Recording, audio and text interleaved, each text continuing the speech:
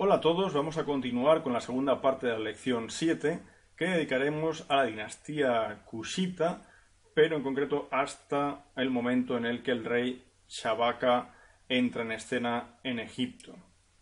Recordemos cómo a finales de la dinastía 20, reinando Ramsés XI, el territorio nubio ya queda fuera del control de los egipcios. Esto sin duda va a favorecer el desarrollo de entes políticos que existieran en dicho territorio. De modo que en los siglos que separan el fin de la época ramésida y el advenimiento de la dinastía 25, de estos posibles entes políticos va a triunfar sobre todo uno, que es el que tendrá su sede en Napata y el que dará origen a esa dinastía 25, Napata en la cuarta catarata del Nilo. El lugar sagrado asociado a Napata más conocido es el de la montaña de Jebel Barkal.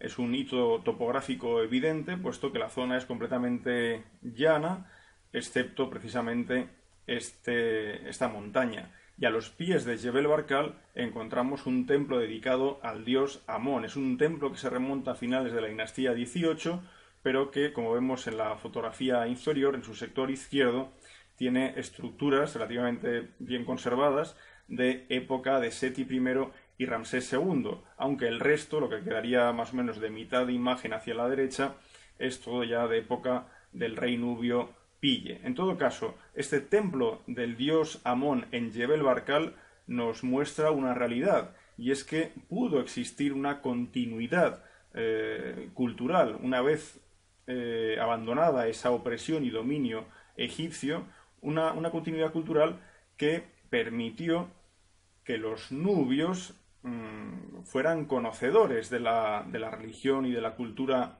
egipcia y que también continuaran de algún modo con ese culto al dios Amani, al dios Amón, tal y como lo demuestra ese templo de Jebel Barkal. Esto es importante tenerlo en cuenta, puesto que, como veremos, los reyes nubios, una vez conquisten Egipto, van a querer presentarse allí como los legítimos poseedores del trono de Egipto y de Kush, dado que van a seguir con las tradiciones egipcias. Asociado a Jebel Barkal tenemos una necrópolis, que es la necrópolis de El Kurru, excavada por George Reisner y publicada también posteriormente por Dunham. Bien, en esta necrópolis hallamos toda una serie de túmulos y algunas estructuras que tienen similitudes con tumbas del grupo C, que es un grupo cultural nubio más antiguo. En todo caso, estos túmulos se remontan hasta finales del siglo X o primera mitad del siglo IX antes de Cristo. Y es importante tener en cuenta esta fecha porque los túmulos de algún modo nos están mostrando, sin duda, los enterramientos de los primeros reyes o señores de esa región de Kush, que poco a poco va a ser más poderosa y que sin duda va a ir englobando más territorios. Pero llegado un momento, a mediados aproximadamente del siglo VIII, dejamos de ver túmulos y pasamos a tener pirámides. Pirámides aunque han sido saqueadas, en muchos casos sí que se han descubierto, para esta fase antigua de la forma piramidal, restos de ajuar funerario que siguen también una tradición egipcia, pero esta vez dentro de Nubia, una Nubia completamente independiente. De los reyes nubios de esta época encontramos un primer nombre, que sería el de Alara, aunque no hay documentación con su nombre contemporánea a él. Un segundo nombre sería el de Kashta. El rey Kashta sin duda ya dominó buena parte del Alto Egipto, dado que fue capaz de colocar a su hija Amenidris I como adoptiva de Sepenupet I, hija de Osorcón III, pero va a ser realmente Pille el que llegue a conquistar la totalidad de Egipto. Una prueba de que antes de que se produzca esta conquista Pille ya tiene control de parte de Egipto nos la ofrece la llamada estela de arenisca de Pille, que es la que vemos en pantalla. En esta estela él deja bien claro que es capaz de poner y deponer a los señores de Egipto. Aquel a quien yo diga tú eres un jefe, será jefe. Aquel a quien yo diga tú no eres jefe, no será jefe. Esta estela no tiene una fecha asociada, pero usualmente se le supone de comienzos del reinado de Pille. Sin duda, la estela más famosa de Pille es la llamada Estela de la Victoria. Es una estela hallada, como tantas otras, en el templo de Amón de Jebel Barkal en el año 1862. Es una estela que mide aproximadamente 1,80 m de alto y tiene 159 líneas de texto que nos aportan mucha información además muy jugosa en datos sobre esa campaña del rey Pille. Un rey que, recordemos, actualmente se piensa que pudo reinar entre el 753 y 722 antes de Cristo. De él, por ejemplo, conocíamos una fecha alta de su año 24 en una pequeña estela del oasis de Dakla, pero recientemente, en 2006, un equipo polaco halló en Del Bari una tumba con una inscripción que corresponde al año 27 de este monarca. Por lo tanto, las escenas de Hebsed que vemos en parte de ese templo de Amón de Jebel Barkal, sin duda nos están mostrando que Pille llegó a su año 30 de reinado. Bien, tras este pequeño inciso sobre el reinado de Pille, volvamos a la estela de la Victoria. En esta estela se señala una fecha, el año 21 de reinado. Por lo tanto, los acontecimientos que narra la estela generalmente se asocian a los años inmediatamente anteriores, año 19 o año 20, aunque hay autores que llevan este acontecimiento narrado aquí a fechas incluso más lejanas al año 21. El motivo de la guerra es el avance del señor de Sais, del señor Tefnacht, que llega a mantener un asedio sobre la ciudad, como dice este texto, de Nennesut, es decir, de Heracleópolis Magna. Para ello, además, no solo recibe el vasallaje o la alianza de todos los señores y reyes del delta, sino también de Nimlot de Hermópolis, que muy probablemente hasta este momento había sido aliado o vasallo de algún modo del rey Pille. Esto va a crear que Pille ordene el envío de tropas nubias comandadas por dos generales, Nemersegni y Purem, hacia esta ciudad de Heraclópolis que estaba siendo asediada. Los nubios van a conseguir aquí la victoria, se va a romper ese asedio, eso va a provocar que las fuerzas del delta huyan hacia sus ciudades de origen, pero a su vez también provocará que el rey Nimlot huya hacia su propia ciudad, hacia Hermópolis, de modo que ahora va a ser él el que se someta a un asedio por parte de los cushitas. Sin embargo, la victoria no es plena, dado que los aliados del señor de Sais han huido sin ser totalmente derrotados. Esto provocará, según la estela de la victoria, que Pille decida salir personalmente de Napata para llevar a cabo estas operaciones militares. Sin embargo, la salida se produce en el 9º día de la primera estación, del primer mes de la primera estación del año. ¿Por qué? Porque Pille va a esperar a finalizar con los festivales de Año Nuevo. Como dije antes, los reyes nubios van a intentar ser muy estrictos en la consecución de los ceremoniales y el respeto a las ofrendas, etcétera, de los dioses y festivales egipcios. De modo que aquí tenemos una demostración de esto último. Se espera que acaben los festivales de Año Nuevo, parte en dirección a Tebas. Claro, cuando llega a Tebas, después de ese largo trayecto, en Tebas se está celebrando o está a punto de celebrarse el gran festival de Opet, la gran fiesta de Opet. Una fiesta que en época de Ramsés III ya duraba unos 27 días. Esto provocará que el seguir todo ese festival hasta su final deje estacionado a Pille varias semanas en Tebas.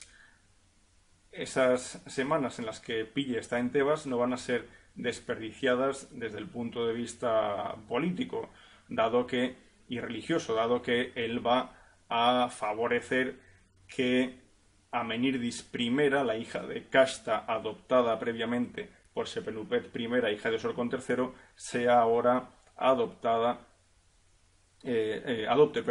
a Sepenupet II. Esta Sepenupet II es hija de Pille. Por lo tanto, la hija de Pille ahora queda como adoptiva de la hija de Kashta. Y finalizado este festival de Opet, las tropas comandadas por Pille ya viajarán hacia Hermópolis para penetrar en la ciudad. Esto tiene lugar a principios del tercer mes de la estación de Ajet.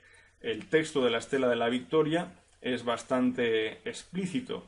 La ciudad, se dice, ya apestaba por la falta de aire, el asedio realmente había sido muy, muy largo y la ciudad de Hermópolis no tenía esperanzas, pero para salvar la vida de su rey fue la mujer de Nimlot la que imploró a las mujeres de Pille para obtener una rendición propicia, ¿no? Y esto es lo que consiguió esta reina de Hermópolis. Y así Pille aceptó la sumisión de Nimlot, tal cual señala el texto. En la parte superior de la Estela de la Victoria vemos, tras la figura de Pille, que queda a la izquierda, aunque completamente borrada, a esta mujer y tras ella, a su derecha, al rey Nimlot, con un sistro en la mano. Un sistro que, según el texto, es de oro y lapislázuli, y en la otra mano sujetando un caballo. Tras la derrota de Nimlot en su ciudad, en Hermópolis, Nimlot va a ofrecer su lealtad a Pille y poco después veremos cómo se acercará a Pille también el rey Peztavi-Bastet, que era rey de Heracleópolis Magna y que previamente había sido el asediado por parte de las tropas saítas y de sus aliados. Pero el siguiente escalón es, tras la toma de varias fortalezas situadas más al norte de Heracleópolis, va a ser la toma de Menfis. Esta sin duda es la gran batalla que tiene lugar en esta contienda. Aquí en Menfis Tefnacht había apostado 8.000 soldados y había fortificado mejor la ciudad. Aún así, esta ciudad cae y tras su caída Pille recibirá en ella los honores o la pleitesía de Yuput II de Leontópolis, el rey Yuput II, así como los señores independientes Akanosh de Sebenitos, por ejemplo, o Padiaset de la región de Atribis Heliópolis. Aquí vemos, por ejemplo, en esta pieza custodiada en Brooklyn, el Museo de Brooklyn, una figura en estilo arcaizante propio de este periodo de Yuput II. El siguiente emplazamiento en ser tomado es Heliópolis. Tanto en Menfis como en Heliópolis, Pille ordenó custodiar todos los templos para que no fueran saqueados por sus propias tropas tras la victoria. Pero a su vez Pille también honró a los dioses locales, a Ptah en Menfis y a Ra y Atum en Heliópolis. Es en Heliópolis donde Pille recibe la sumisión de Osorkon IV, rey de esta región de Tanis Bubastis.